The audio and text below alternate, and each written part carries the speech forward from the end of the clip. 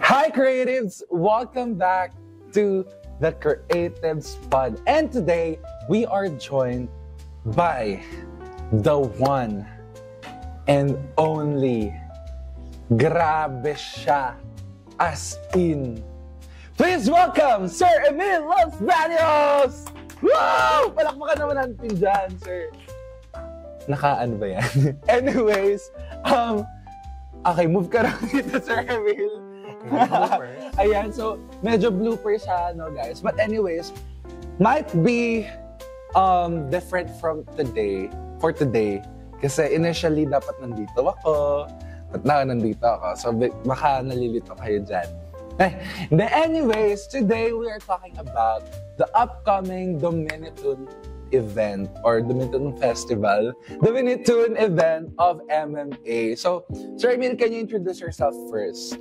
Okay, so I'm Professor Emil Los Baños, and then currently I'm the 2D animation faculty for the subject, 2D animation.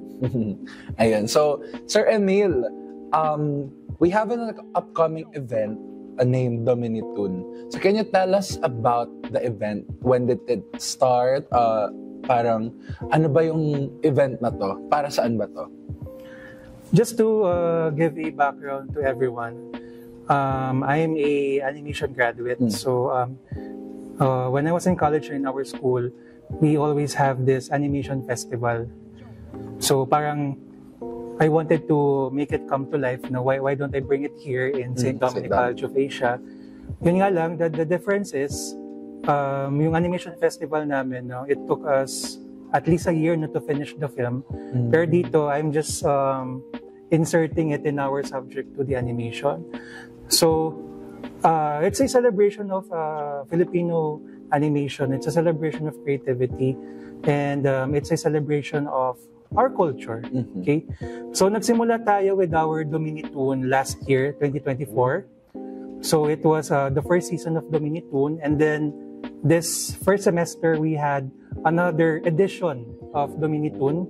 So, it was a senior high school edition kasi I also teach animation here in senior high school.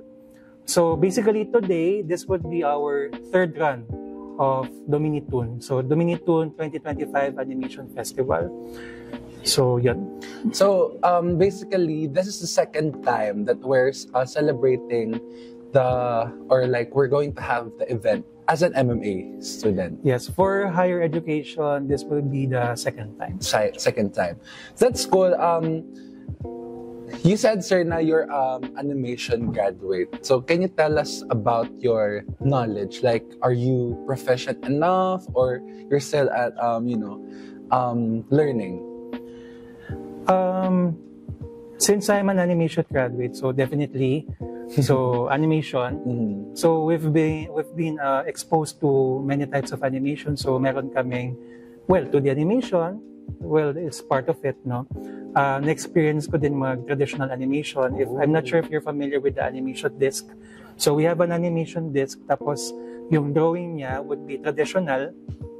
After that, meron camera to capture yung kada frame. Tapos after that, yung sequence, no, we do the digital ink and paint digitally. So, na-experience ko din yung traditional animation. So, we also have 3D animation. So, yan, na-enjoy ko siya. Actually, in my college thesis, no, it's a mixture of 2D and 3D animation. So, yung movement niya, ginawa ko in 3D. Tapos, yung sarili kong 3D model, ni-rotoscope ko siya in a 2D animation software, no? And we also are exposed to experimental animation. If you're familiar with films na mga Tim Burton films, Nightmare Before Christmas, okay? So, experimental clay animation. So, it's also fun. Yun nga lang, medyo time-consuming mag-mold ng clay. So, yun. So, yun nga lang, although after that, I ventured into the corporate world. So, yung animation part, no, nagamit ko siya mostly in branding and communication. Wow. So, kasi importante na we should be very conscious with the colors, choice of colors. No, sa retail, no, bakit ganito yung color ng price sign, bakit ganito yung color ng mga assortment ng mga clothes, no? And then after that, currently I am now venturing into teaching. So itong animation knowledge, no, I'm sharing this to aspiring animators, no, especially in the field of multimedia. So siguro, aside from that, I'm also doing freelance animation. So medyo marami siya. So one of my client is an owner of a charity organization. So medyo sentimental yung animation. Tapos meron din naman akong client na medyo serious naman yung tone, no, kasi more on real estate yung kanyang animations, no. So freelance, no, animator. So I do it for I do it for fun, no, para at least, no, aside from imparting my knowledge, no, after that meron akong bagong nagagawa, may bago akong natututunan, and that new knowledge na share ko din with the students. Wow. So yun. Grabe, wala na akong masasabi doon. Pero I think all the creatives here at St. Dominic College of Asia knows that Sir Emil is such a hard-working professor. Grabe, sobrang dami niya talagang ginagawa, creatives, to our viewers there. Sir Emil is such an inspiration to everyone talaga. Grabe naman. But, yes, Sir Emil, since you're the founder of the Minitoon, what do you think is the uniqueness of this event? Okay, so we did Dominitoon kasi we wanted to promote Philippine animation. Kasi, as you know, for the past 30 years, no, I'm not sure, no, kung tama yung estimation ko, no, we've been a hub for outsourcing, no. So yung mga foreign countries pumupunta sila sa Philippines, no, and then they outsource Filipino talents, no. That became a fad for 30 years, no, and we never failed, no. Pero sometimes we ask ourselves, no, ano ba yung what's Philippine animation? That we cannot really answer, no. And if I ask you, no, ano ang Tagalog ng animation? Ay, ano nga ba, sir? Diba? So, we don't even have a Tagalog word for animation. Dang. Okay? So, ngayon, this festival, no, is to promote Filipino culture, not only animation skills, no. And you're asking me what's different with this festival compared with other animation festivals. Siguro, yung pag-streamline, kasi sabi ko nga dati, we had a lot of animation festivals, pero nauubos yung 1 year namin, no? Kasi it's separated into different subjects, no? So meron kaming subject na script writing for animation, obviously, kasi meron din kaming script writing for film. Medyo hiwalay siya, no? So we do the script, so that's the whole semester na, just the script, no? And then after that, meron din kaming storyboarding, no? So that's another semester for storyboarding. Tapos nahati pa sa tatlong animation namin. So, we have a subject called pre-production, animation pre-production. Tapos meron din kaming subject na animation production, then animation post-production. So, ang dami niya. And then we finally come with the final output. Pero here, what's new here in our animation festival in St. Dominic College of Asia, we streamlined the processes, no? So, lahat yun, pinagkasya namin in just one semester. 6 months. Grabe. So, we streamlined. Okay, so what we did here, no, may mga certain processes that we had to skip, no. So we had to prioritize yung mga important processes, and we have to skip yung mga siguro optional processes. And then in just a span of, actually wala pa nga 6 months, in just a span of 5 months, no, we already came up with a 3 to 5 animated short. Wow. So that's just for one subject. Wow. Okay, so siguro yun yung something unique, you know, about this Dominitoon. And this is also true for the senior high school edition, no, wherein doon naman ang pinakaiba for higher education, obviously frame by frame tayo. Doon naman iba yung type of animation nila, more on twins, more on motion graphics, no. So it's a different genre, no, pero all the same streamlining of processes, no. So siguro that's something kasi if there's something that I've learned, no, in the industry, no, it's to streamline process. Kasi per client, no, per director, no, iba-iba sila ng mga timeline, no. Iba gusto nila ma-air na agad yung episode, yung iba gusto nila ma-air na agad yung advertisement, no. So sometimes, no, client, no, they're not very familiar with animation, kaya sabi nila, ay, gusto ko matapos to in just 1 month, no? Or gusto ko matapos to in 2 months, no? So, you cannot say it's impossible. You just have to streamline processes. So, that's something na in-apply ko dito. And that's something new. Actually, I'm not sure if there are any out there who's doing the same, no? Pero, nevertheless, yun yung kakaiba. There are a lot of animation festivals out there, no? Pero, yun yung unique about our animation festival. Wow. So that was that just proves how our program give what they call this, a solid curriculum about animations, right? Kasi yun nga, just like what you said, sometimes it takes us a year to create an animation. But here in our institution, excuse me about that, we only just do that for like 5 months, diba? So, what an achievement talaga, and that makes us unique. How about now, sir, yung event na to, why do you think animation deserves its own platform or celebration through an event like this? Actually, animation has been around. Sabi ko kayo na, no, we've been part of the outsourcing processes, no, for more than, for 30 years, no, at least, no. Pero kasi, no, due to the nature, it's not something na very easy to go. So, I think, no, mas, kung pag-uusapan natin yung convenience, no, it's more easier to shoot a live action film, no, kasi, you could, actually, kahit nga yung mga indie films, you could use any gadget out there. For animation kasi, you need certain softwares, no, to animate, no.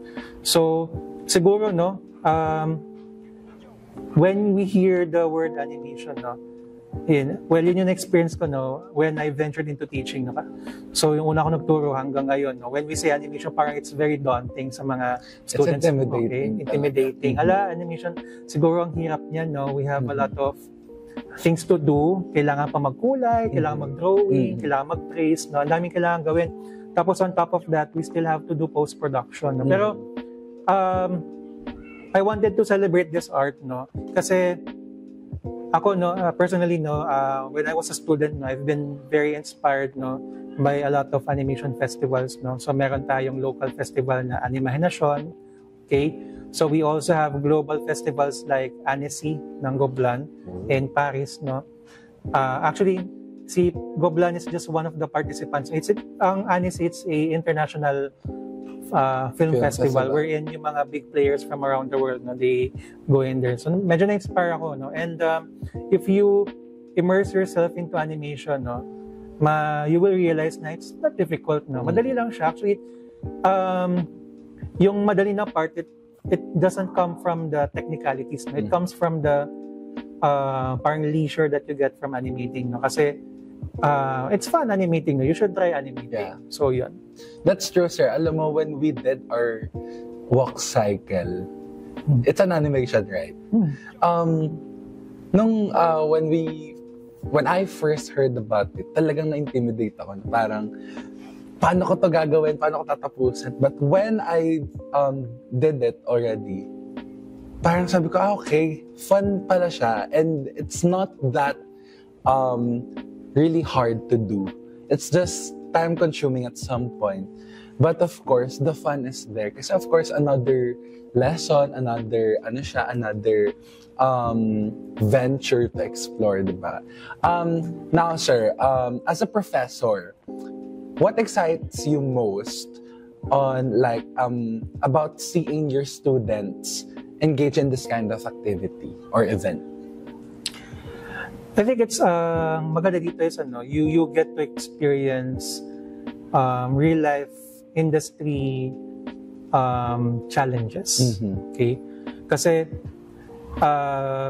the goal, one of the goals of Dominitun is to, aside from to appreciate the art, aside from to appreciate our culture, no, part of the goals is for the students to see an option, no, in their career path.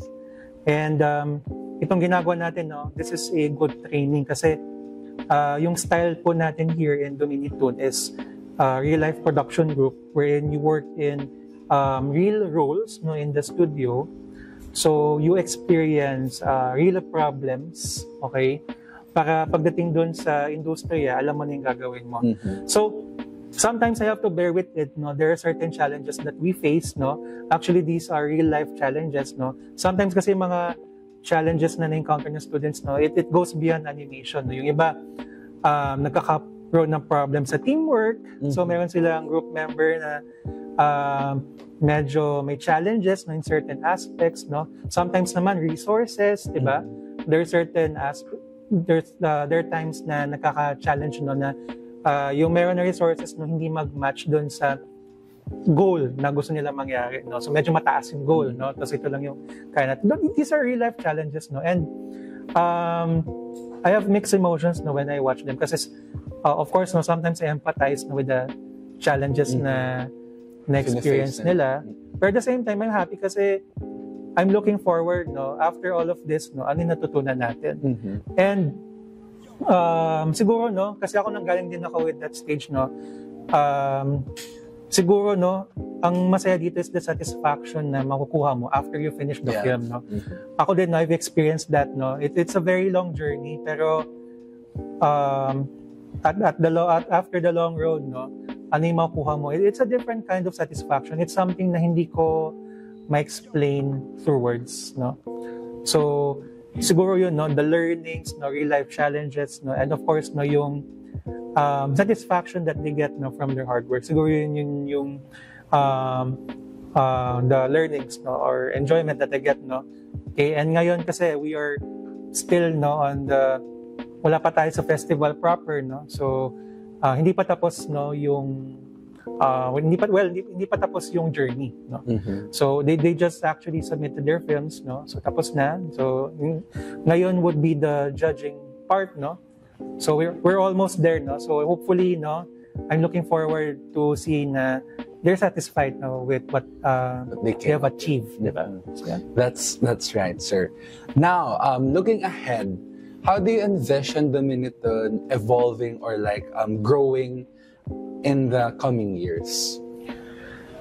When I was studying, actually, it's a goal for all of us to be part of Animahenasyon. So Animahenasyon, no, is an animation festival sponsored by the ACP, no, or yung Animation Council of the Philippines. So kami parang na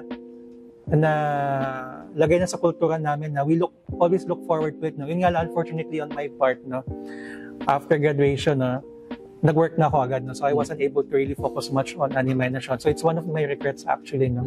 So itong festival na ito, this is something that I would like to imbibe here, and at the same time, sana we grow into a more larger scope. So kung ngayon, no, institutional activity ito, so hopefully soon ang Dominitun, it can be something na can be joined, no, by the whole institution kasi nga multimedia arts lang eh.